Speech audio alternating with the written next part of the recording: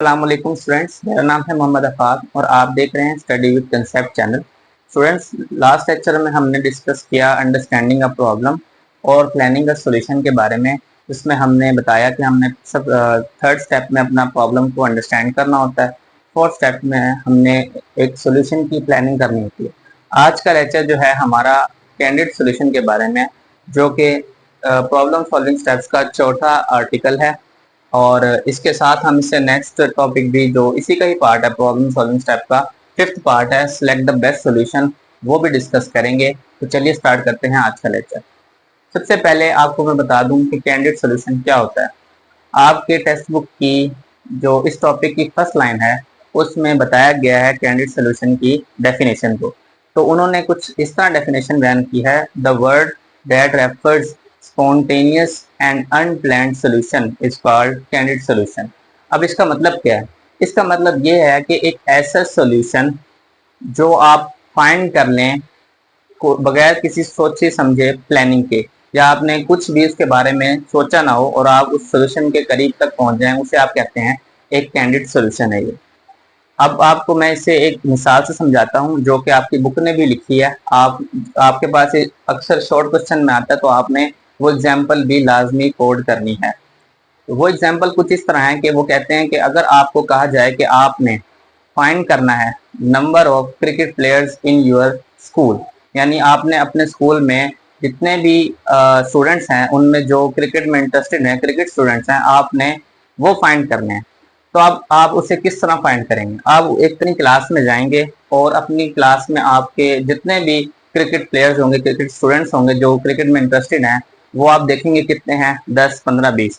और जितने भी वो स्टूडेंट्स होंगे आप उसको अपने total number of school classes से, यानी आपके स्कूल में जितने भी क्लासेस हैं, आप उनसे मल्टीप्लाई करा देंगे। तो जो आपके पास एक रिजल्ट आएगा वो आपका एक कैंडिडेट सोल्यूशन होगा। अब आप इसमें एक चीज़ ये देखें कि जो आपके पास सोल्यूशन आया है वो बिल्कुल एक्यूरेट नहीं होगा, क्योंकि ज़रूरी नहीं है कि अपन 10 स्टूडेंट अगर आपकी क्लास में हैं तो 10 ही वही क्रिकेट प्लेयर सेकंड क्लास में भी होंगे। तो ये फिक्स नहीं होता, हर क्लास में डिफरेंट डिफरेंट हो सकते हैं। तो कैंडिडेट सॉल्यूशन जो आपके पास आएगा वो बिल्कुल अप्रोप्रिएट या एक्यूरेट नहीं होगा। उसमें वो आपको सॉल्यूशन के यानी एग्जैक्ट सॉल्यूशन के करीब ले जाएगा, लेकिन वो एग्जैक्ट सॉल्यूशन होगा नहीं। तो इस तरह का जो आपके पास सॉल्यूशन होता है उसे आप कैंडिडेट सॉल्यूशन कहते हैं। और आपने ये बात भी याद रखनी है, ये एक्यूरेट आंसर नहीं होता, ये आपको जो करेक्ट आंसर है उसके करीब तक ले जाता है। अब इसी को आगे बढ़ाते हैं कि अगर आप फाइंड करना चाहते हैं एक्यूरेट स्टूडेंट, तो आप क्या करेंगे? आप हर क्लासेस में जाएंगे और उस क्लासेस का जो इंचार्ज टीचर होगा आप उससे पूछेंगे कि उन क्लास में कितने क्रिकेट प्लेयर हैं, यानी क्रिकेट खेलने वाले स्टूडेंट्स हैं। जब आपको ये पता चल जाएगा, आप हर क्लास का इसी तरह पता करेंगे, उसके बाद उसे आप इकट्ठा कर लेंगे। जो आपके पास वो आंसर आएगा वो आपका एक्यूरेट आंसर होगा। उसमें आपको पता होगा कि पूरे स्कूल में इतने क्रिकेट में इंटरेस्टेड या इतने क्रिकेट प्लेयर्स हैं। तो ये होता है कैंडिडेट सोल्यूशन। ये आपका शॉर्ट क्वेश्चन है, इम्पोर्टेंट आप कह सकते हैं, आया है पहले भी, तो आप इसे कर लें। इसकी फर्स्ट जो लाइन है आपकी टेक्स्ट बुक में जो दी गई है इस आर्टिकल के स्टार्ट वाली, वो लाइन इसकी डेफिनेशन है और उसी के ही आगे उसकी एग्जाम्पल को भी बयान किया गया है जो अभी मैंने आपको बताई। तो आपने ये लाजमी लिखनी है। चलें इस नेक्स्ट आर्टिकल पे मूव करते हैं जिसका नाम है सिलेक्ट द बेस्ट सोल्यूशन।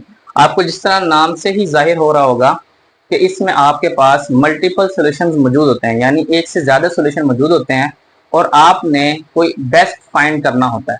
तो अब आप वो कैसे करेंगे? सबसे पहले आपको मैंने बता दिया कि सिलेक्टिंग द बेस्ट सोल्यूशन में क्या करना होता है। अब उसने आपको एक मिसाल से समझाया है, वो मिसाल क्या है मैं आपको बताता हूँ। वो ये कहता है कि अगर आपको कहा जाए कि आपने नंबर ऑफ स्टूडेंट्स फाइंड करने हैं, कि टेक्स्ट बुक में भी वो एग्जांपल कोड की गई है कि आप को अगर कहा जाए कि आपने एक पार्टिकुलर नेम फाइंड करना है वेबसाइट पर, उस वेबसाइट पर जिस पर आपके स्कूल के जितने भी स्टूडेंट हैं उनके नाम स्टोर हुए हैं, यानी आपने उस वेबसाइट पर जाना है जिस पर तमाम आपके स्कूल स्टूडेंट के जो हैं वो नेम सेव्ड हैं, और आपको कहा जाता है कि आपने कोई एक खास नाम फाइंड करना है। मिसाल के तौर पर आप अहमद ले लो, तो आपने अहमद फाइंड करना है उस वेबसाइट के ऊपर। तब आप क्या करेंगे? उस सॉल्यूशन उसको उस पार्टिकुलर नेम को फाइंड करने के लिए आपके पास कोई एक सोल्यूशन नहीं है, इसके चार चार सोल्यूशन आपकी बुक ने आपको बताए हैं। पहला वो ये कहता है कि आप उस वेबसाइट पर जाएंगे और वन बाय वन चेक करेंगे जब तक कि वो नाम ना आ जाए। मतलब अगर आपकी 400 स्टूडेंट्स की लिस्ट है वेबसाइट पर पड़ी है, तो आप वन बाय वन चेक करेंगे और देखेंगे जब तक अहमद नहीं आता आप उस लिस्ट को देखते जाएंगे। तो इस तरह ये मोर टाइम कंज्यूमिंग है, इस सोल्यूशन में आपका बहुत सा टाइम वेस्ट हो रहा है। तो ये आपका बेस्ट सोल्यूशन नहीं है। हमें तो बेस्ट सोल्यूशन चाहिए ना, जो क्वेश्चन की डिमांड है, हमने कोई बेस्ट सोल्यूशन फाइंड करना है। तो इसमें तो बहुत ज्यादा टाइम लग रहा है आपका, तो ये आपका एक्यूरेट आंसर नहीं है। अब दूसरी कंडीशन उसने ये बताई है कि आप वो जितनी भी लिस्ट है स्कूल स्टूडेंट्स की 400 500 उन सब का आप प्रिंट निकाल लें हार्ड कॉपी की सूरत में, और उसमें आप वन बाय वन चेक करें कि अहमद नाम कहाँ आ रहा है। जहां पर आ रहा होगा वही आपका रिजल्ट होगा। लेकिन देखें आप 400 या 500 स्टूडेंट में अहमद को फाइंड करना भी आपके लिए मुश्किल है, इसमें भी आपका टाइम लगेगा और काफी सोर्सेज लग जाएंगे आपके। तो ये भी हमारा एक अप्रोप्रिएट आंसर नहीं है। अब थर्ड उसने सोल्यूशन ये बताया है कि आप उन सारे स्टूडेंट्स को, वो जितने भी 400 या 500 स्टूडेंट हैं, आप उसको MS ऑफिस का एक फंक्शन है, MS वर्ड भी होता है, उसने कहा है कि आपने MS एक्सेल में उसे पुट करना है उन तमाम नेम्स को, और उसके बाद उन्हें एक अल्फाबेटिकली अरेंज करना है। अल्फाबेटिकली अरेंज से मुराद ये है कि आपने मिसाल के तौर पर ए से जो शुरू होने वाले नाम हैं उनकी एक लिस्ट बना देनी है, फिर जो बी से स्टार्ट हो रहे हैं उनकी एक लिस्ट, इस तरह सी और इस तरह डी। जब आप ये तैयार कर लेंगे तब आपको थोड़ी सी आसानी हो जाएगी, क्योंकि अब आपने फाइंड करना है नाम, मिसाल के तौर पर अहमद। अहमद आप देखेंगे कि अहमद का स्टार्ट वाला वर्ड है ए, तो आप उसे ए वाली लिस्ट में ढूंढना स्टार्ट करेंगे, वो आपको एक आंसर मिल जाएगा। ये जो आंसर आपको मिलेगा, ये जो सोल्यूशन आपको मिलेगा, ये उन दोनों से कम टाइम लेगा, लेकिन ये भी एक अप्रोप्रिएट नहीं है। इसमें भी आपको काफी कुछ देखना पड़ता है। अगर आप के 400 to 500 स्टूडेंट हैं स्कूल लिस्ट के अंदर, तो आपको हो सकता है कि आपके स्कूल में 200 स्टूडेंट ऐसे हो जिनके नाम में से स्टार्ट होते हो, फिर आप 200 में से फाइंड करेंगे अहमद कहाँ है। तो ये भी आपका एक बेस्ट सोल्यूशन नहीं है। अब हम चलते हैं एक और इसके फोर्थ पार्ट के ऊपर जो आपकी बुक ने लिखा है, वो बहुत ही अप्रोप्रिएट है। वो ये कहता है कि आप उस वेबसाइट पर जाएं जहां का मैंने आपको कहा था, उस वेबसाइट पर जाएं और उस वेबसाइट पर जितने भी स्टूडेंट पढ़े हैं उनको फाइंड करने के लिए, यानी पार्टिकुलर नेम को फाइंड करने के लिए आप कंट्रोल F का बटन दबाएंगे। जब आप कंट्रोल F प्रेस करेंगे तो वो आपको सर्च बॉक्स की तरफ ले जाएगा। उस वेबसाइट के ऊपर एक सर्च बॉक्स होगा, आपको वहां ले जाएगा। जब आप वो नेम एंटर करेंगे, अहमद या ए, जो भी आपको पार्टिकुलर नेम फाइंड करना होगा, जब आप वो क्लिक करेंगे तो वो नेम सर्च होकर ऑटोमेटिकली आपके पास आएगा उन तमाम में से। ठीक है, तो ये एक सोल्यूशन जो है, मैं एक दफा दोबारा रिपीट कर देता हूँ कि फोर्थ जो आपका पार्ट है उसमें उसने यही कहा है कि वेबसाइट के ऊपर आपके तमाम नाम जो हैं वो स्कूल स्टूडेंट के मौजूद हैं। आपने एक पार्टिकुलर नेम फाइंड करना है, तब आप क्या करेंगे, वहां पर आप कीबोर्ड से फंक्शन होता है कंट्रोल F, वो आप प्रेस करेंगे, वो आपको ले जाएगा उस वेबसाइट के सर्च बॉक्स की तरफ। जब उस सर्च बॉक्स में आप वो नाम लिखेंगे तो वो ऑटोमेटिकली आपकी जो लिस्ट है उसमें से वो नाम निकाल कर आपको शो करवा देगा। ये उसका काम होगा, और इस तरह आपका टाइम भी बहुत कम लगेगा और आपका सोल्यूशन भी निकल आएगा। तो इन चारों में से आई थिंक यही बेस्ट सोल्यूशन है, क्योंकि इसमें हमारा कम टाइम लग रहा है और रिसोर्सेज भी कम लग रहे हैं। यही था सिलेक्टिंग द बेस्ट सोल्यूशन, और यही था आपका आज का लेक्चर भी। ये भी आपका एक शॉर्ट क्वेश्चन है, सिलेक्ट द बेस्ट सोल्यूशन, और इसकी आप एग्जांपल भी यही देंगे जो भी अब मैंने आपको बताई वेबसाइट स्टूडेंट वाली। आई होप कि आपको ये लेक्चर समझ आया होगा। और साथ के साथ मैं आपको एक बात और बताता चलूं कि ये जो सिलेबस स्टार्ट हुआ है, इससे अभी स्टार्ट हुए आई थिंक 3 इयर्स हुए हैं अभी।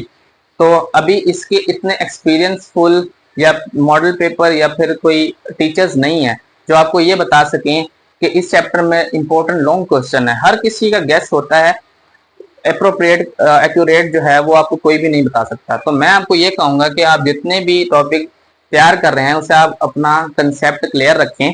अगर कोई भी आपको मिसाल के तौर पर कैंडिडेट सॉल्यूशन या और सिलेक्टिंग द बेस्ट सॉल्यूशन को इकट्ठा करके आपको एक लॉन्ग क्वेश्चन वो बोर्ड में दे देता है, अगर आपको कंसेप्ट क्लियर होंगे तो आप उसे अपनी वर्डिंग में भी लिख पाएंगे।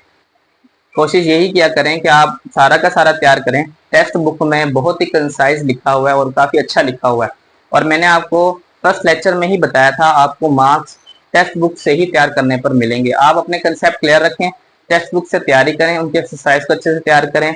मैं आपको लेक्चर दे रहा हूँ, जो भी इंपॉर्टेंट बात होती है मैं आपको साथ के साथ बता रहा हूँ।